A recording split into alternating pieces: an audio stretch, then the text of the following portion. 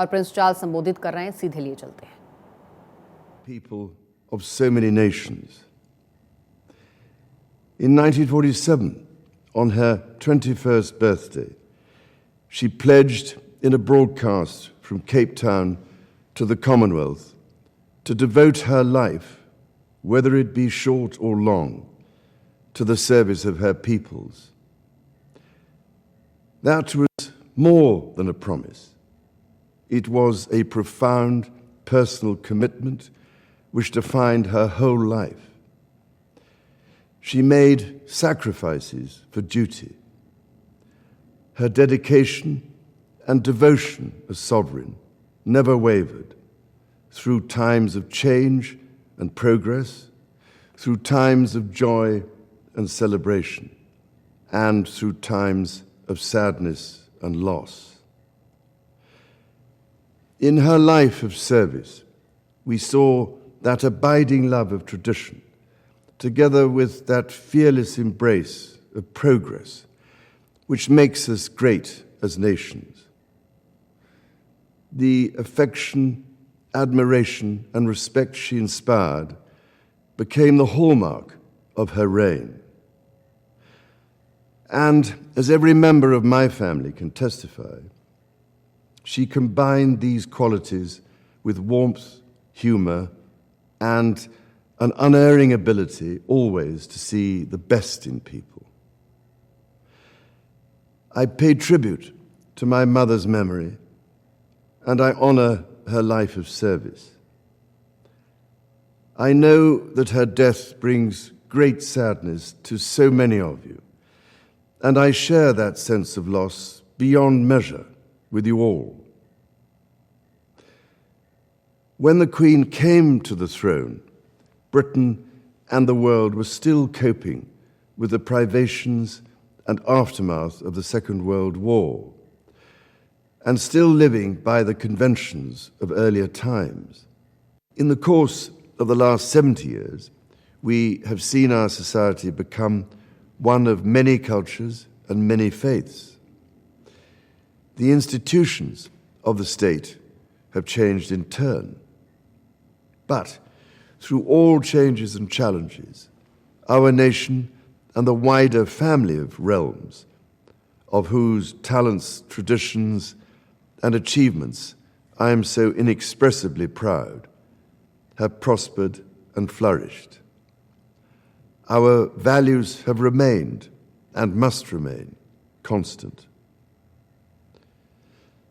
The role and the duties of monarchy also remain, as does the sovereign's particular relationship and responsibility towards the Church of England, the church in which my own faith is so deeply rooted.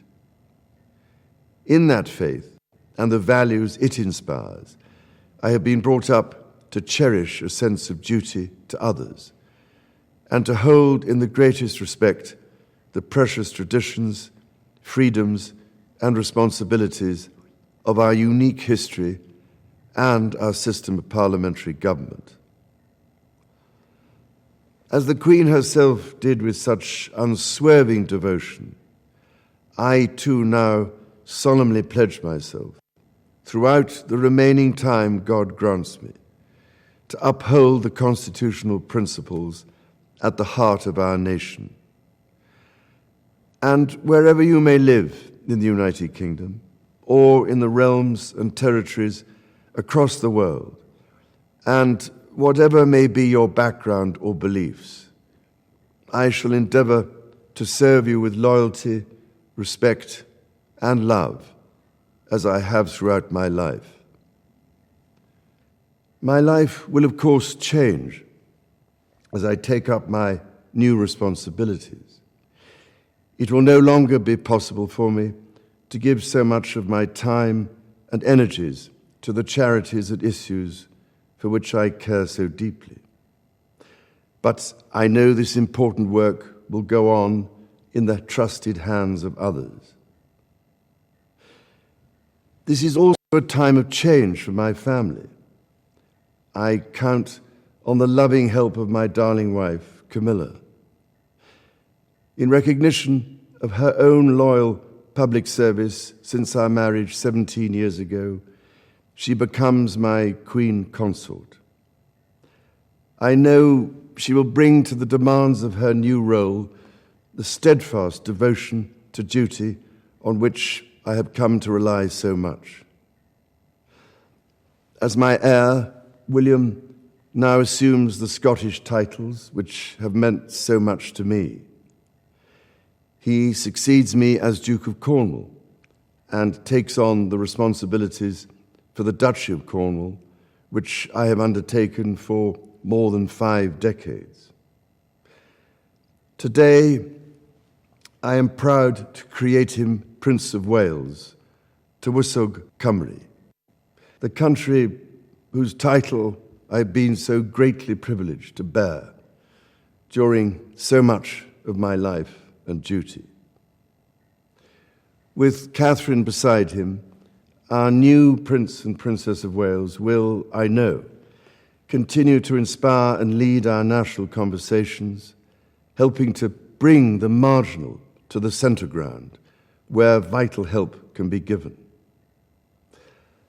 I want also to express my love for Harry and Meghan as they continue to build their lives overseas.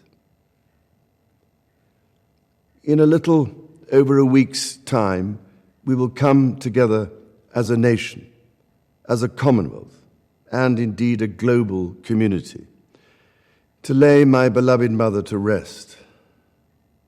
In our sorrow, let us remember and draw strength from the light of her example. On behalf of all my family, I can only offer the most sincere and heartfelt thanks for your condolences and support. They mean more to me than I can ever possibly express.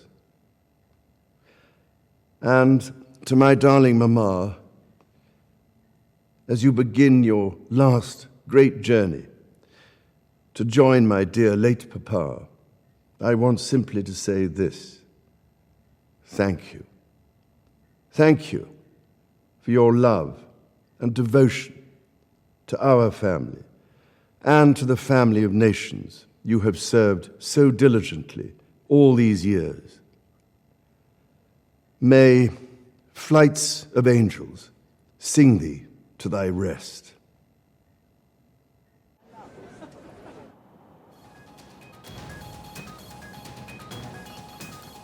तो Elizabeth, महारानी Elizabeth को उन्होंने ना सिर्फ श्रद्धांजलि दी, उनके साथ बिताए पलों को याद किया, उस प्यार को याद किया जो एक बेटा आज कमी महसूस कर रहा है।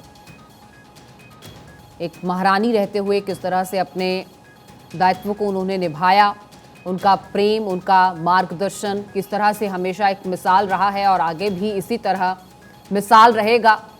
एलिजाबेथ के समर्पण को हम भूल नहीं सकते हैं, किस तरह से उन्होंने हमेशा देश को, देश हित को सर्वोपरि रखा। हमेशा वो दिलों में जिंदा रहेंगी। उनका साथ अभूतपूर्व था, उनका साथ हमेशा रहने वाला। और दुखी मन से मैं आज आपसे बात कर रहा हूं। ये तमाम चीज़ों का जिक्र आज किंग चार्ल्स ने किया और अपनी मां को याद किया। जाहिर है कि देश को राजा मिल गया है, ब्रिटेन को राजा मिल गया है, लेकिन एक बेटे से जो उसकी मां खोई है वो कमी अब कभी पूरी नहीं हो पाएगी। उस कमी को दुनिया की कोई ताकत पूरा नहीं कर सकती। तो ब्रिटेन के नाम, दुनिया के नाम, किंग चार्ल्स का ये बयान, उनका ये संबोधन जिसमें उन्होंने अपनी मां को भी याद किया और बताया कि किस तरह का उनका शासनकाल रहा, किस तरह उन्होंने हमेशा हर किसी को प्यार दिया और प्यार ही बटोरा।